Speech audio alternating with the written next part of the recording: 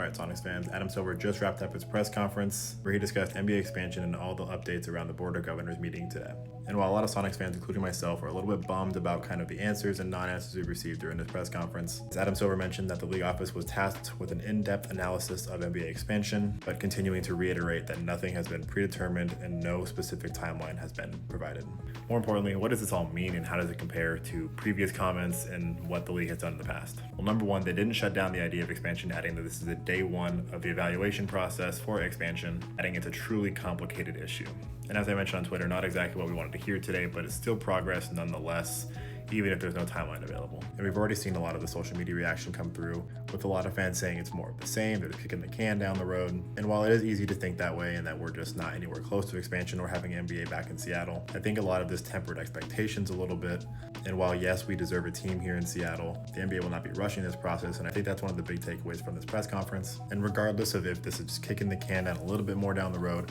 I do think it's important to note that this is a step forward regardless. There is an actual committee that Adam Silver confirmed that is looking into NBA expansion. And I think as a one final note to kind of give a little bit more insight on this expansion committee thing, as many people probably didn't stay tuned in for the whole entire press conference, but the last question in the presser was really geared more towards what those expansion committees look like. As Adam Silver explained, there's two committees of owners that are working together on the expansion process with around 15 owners spread across those two committees. And I think it's a really interesting note because it does actually show that there is a commitment to looking into expansion. And unfortunately, we just don't have a timeline for that yet. And while I do share a lot of the fans' disappointment about today, as there wasn't really a significant step forward, there was still a step forward nonetheless. But I'm still fairly confident in this process, and while there's many reasons to not trust this process for the NBA, I think the biggest takeaway from all of this is that this will take a little bit more time than we expected, and we won't be probably seeing a 2027 or 2028 return for the Sonics, and it is becoming increasingly likely that that is a later date for when the Seattle Sonics will actually start playing in Seattle. And all that said, there's plenty of reasons to be upset about how slow this process has been and how non-committal the NBA has been about expansion, but I do think this is still